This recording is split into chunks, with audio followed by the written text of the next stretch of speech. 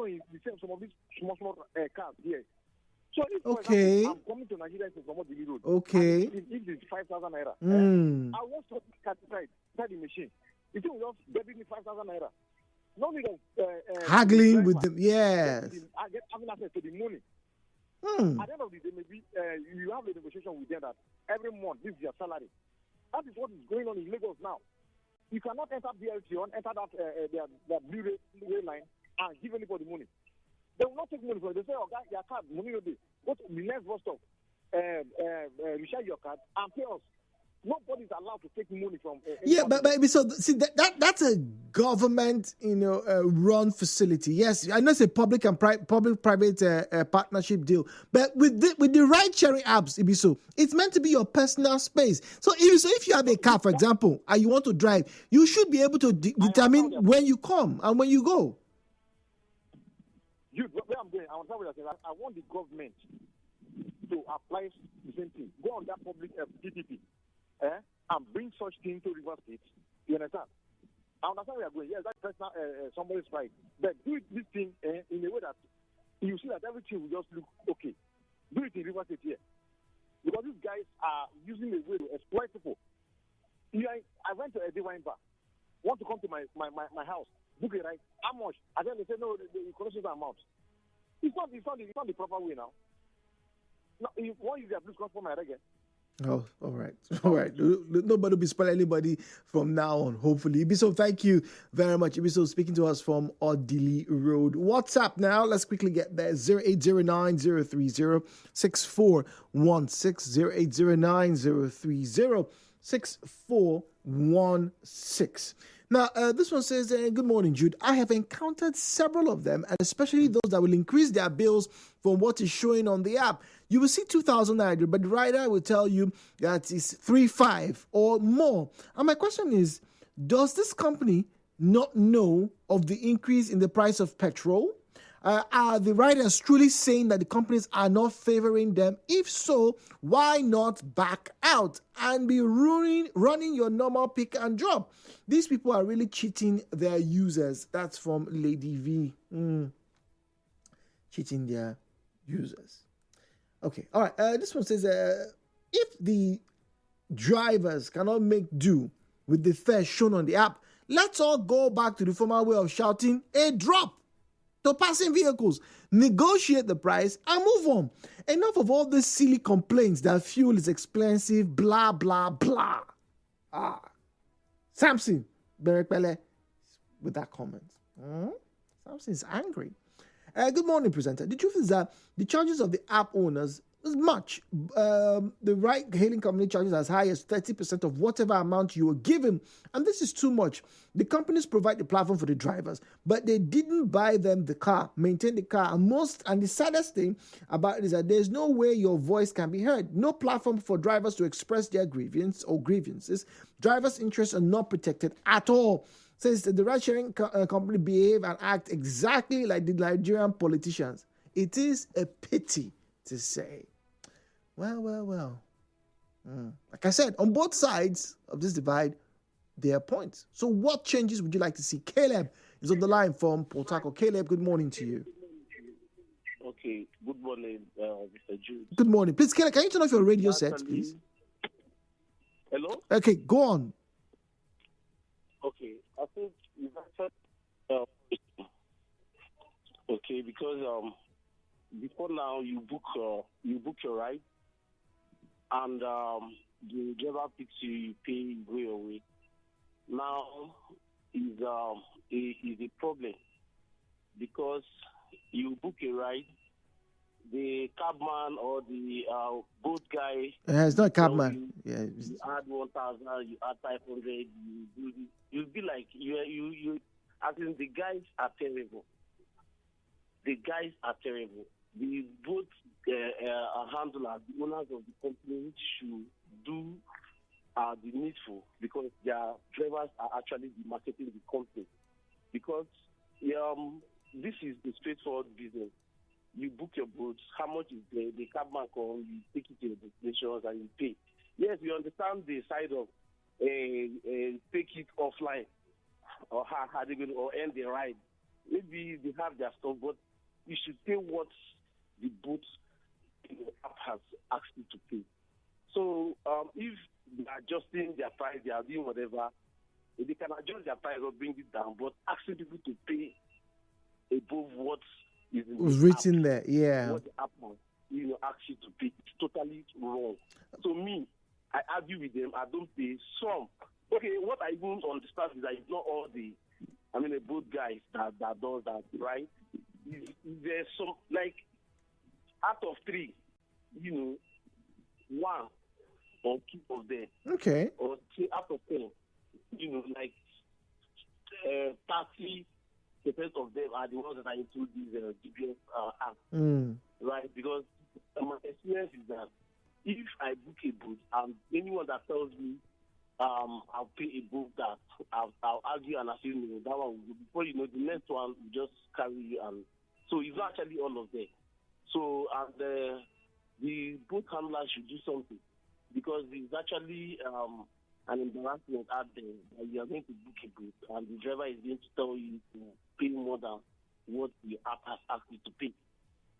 Some of us see it as exploiting the customer and the public, right? So it's not okay for somebody to ask you to pay what is above what the app has asked you to pay. But you book a boat and the app will show you a certain amount you're going to pay, and the driver will tell you to pay more than that for any reason. It's not okay. We see it as fraud. So the owners of the app or the company should find a way around it to see how they can discipline the defaulters or those guys that are doing it. Okay, all right. So you like that to happen. It's all about discipline. Caleb in Port Harcourt speaking. Now, Patrick Amadi from Afarache says, good morning, Jude. You see, greediness is the major problem of these drivers. It is inborn. There's also the good ones amongst them. It depends on the experience they've had in life. Interesting. So it's greed. My take on this issue, Jude, is that you may not absolutely blame the drivers for the situation. What they are battling with is not just cost of fuel. Cost of spare parts are on the roof. And the app companies are so insensitive to the plight of these drivers. This thing will continue until the app companies consider a situation where drivers pay a certain amount of money monthly as a subscription to access the app. Daddy K, with that suggestion. Okay, that's an interesting suggestion. Good morning. That makes sense, right? Amadi is on the line. Amadi, good morning. Yeah, good morning, Jude. Good morning. Okay, I'm a boat driver partially. I want to weigh into this matter. Yes, please. All these persons that are calling to say drivers would inflate their prices and all that, there is something we need to understand. Now, given that boat has not actually increased their fares to meet up with the current reality, yes. Okay. That's number one. Then number two, when you go to some foreign countries, when you're ordering a ride, sometimes you come out of your street and the boat will pick you up there. But you find out that in Nigeria here, people want to book ride. You're staying in one place they call Rumufa. You'll now book a ride. Sometimes they use landmark to book this ride. They don't use their precise addresses. Now, when you now call the person that, where are you? They'll tell you, maybe you get to that point where you're still on your map. You call that I'm here. They say, no, that's not the place. So I use it as a landmark. Come inside. You now drive sometimes 3, 4, 5 minutes inside to pick that person. Can you hear me? Well, listen to you, please. Well, listen to you, Amadi. You drive sometimes 3, 4, 5 minutes to pick that person, right? They don't consider that. Sometimes when the place they are going to, they use a landmark as well. True. When you now ask them, let's say for instance now, I picked somebody that day, he used the Rumosi as his landmark. I said, okay, when we're approaching Rumosi, I said, okay, you're right. And they said, no, I'm going inside. You enter inside small. I said, why did you use it? He said, I don't see that my place for the map, so I use here. Now, if you ask that person that, okay, this is where your ride is supposed to end, can you add a little thing? They want to argue. So I will tell you, just go. When we end the ride, anything that the price shall pay you. But honestly, we know these things. They don't add up. It doesn't add up. Okay, so now, Amadi, like I said, I understand that the complaints about the commissions, are not fair, are not representative, or not commensurate, rather, with the current realities of the inflationary situation we find ourselves in Nigeria. But what would you want to see happen? Because I know that there are customers or clients or passengers who are very unruly, who make things very difficult, but you as well, let's be honest, some of your colleagues who are in the same business with you are not being fair. What would you like to see happen? Yeah, exactly. Yeah, that's true. Some of them are not being fair. For me, we have an association in River State. We've written to the company on several occasions that your prices are not, and your prices are not. They can't meet up with the current reality of today in Nigeria, whatever. So do something about it. They are not bothered about that. The prices you can imagine how much they sell a Belgian tire now. You can imagine how much they sell parts. And you know that because of the terrain of most of the places these people stay, you have to drive into pool of waters, dusty areas, all manner of places just to make sure you pick these persons up. By the time you pick them up, you end up visiting a mechanic every month. You spend your money fixing your tires, doing this and doing that on your car, and when you complain to this company, they don't do that. So what I would want the company to do is let them do it in a way that once you use the app to book the ride, you negotiate. There should be a room to negotiate. Okay. Negotiate with the rider on the platform, not verbally. Maybe like the way this other company InDrive they do theirs. When you book, you see the price, you see other prices you can add up. I think if some of these companies, especially Bolt, if they can do that, I think that would be fine. So when you book a ride, I would type that where you're going to, I want to take so amount. If it's not okay by you, go, I go my way. I think that is what they need to do, because people keep complaining. They make both drivers look like they're criminals, they extort people, but they on their own side, they have the attitude problem. They have all manner of problems. How would somebody book a ride from Woji going to Uniport and the ride will show you 3,500, 4,000, and you're very willing to pay from Woji or LLA1 to Uniport for 3,000? Let's be realistic to ourselves. Is it fair? It's not fair. And they want to tell you how airlines do consignment. I didn't drive. I checked the app. I was telling me from Waterlines bus stop to where I stay in Abuloma, 3,100. And I went to a cabman by the corner, by the roadside. Okay. To come and meet him, but both will drive to your house. E-hailing will drive to your house. But I met this man. I said, "God, I'm going to this." He told me 7,000 naira last. It's not fair. Okay. So people should look into these things and stop saying whatever they want to say. Both drivers are this, both drivers are that. I mean, if it is fair with them, why are they not using their cars? Most people have parked their cars in there because it's very expensive to run your personal car. You now want to come and start using both, and you want to cheat people, and you say whatever they have, I'll pay. People are this, people are that. Please, let's be reasonable. Thank you. All right, Marty, thank you very much. He does make a point. Now, do you agree? That's about the fairness of the pricing, particularly in this 40% inflation that we've been experiencing in the past year. 18 months, right? 18 months. Staggering times. Okay. All right. Now, Jude, the least Tokumbo car you can buy now is between 7 and 8.5 million naira. And there is no part sold in Ikoku for 2,000 naira. You buy your car, expensive. You fuel it, you maintain it, and the e-hailing company gives you a base fare of 1,900 naira and charge a percentage of between 23 to 25%. Is the driver making profits or not? Since the e-hailing company can't face the current realities of the Nigeria's harsh economy, drivers will keep billing. E-hailing companies should crash their commission and increase the price, or they make room for price negotiations. All right, thank you very much. Good morning, brother. I would go with the last caller. Example, some will book you at USD and they want you to drive them inside, not the gate, inside Micah. With that comment. So you see, like I said, I know some people have made the experience very challenging. However, something really needs to change. Something really, really needs to change. At Nigeriainfo, PH at Nigeriainfo. PH is where you find us on Facebook and X. I'm getting to Facebook right now, all right? And I'll come back to your messages also on WhatsApp, all right?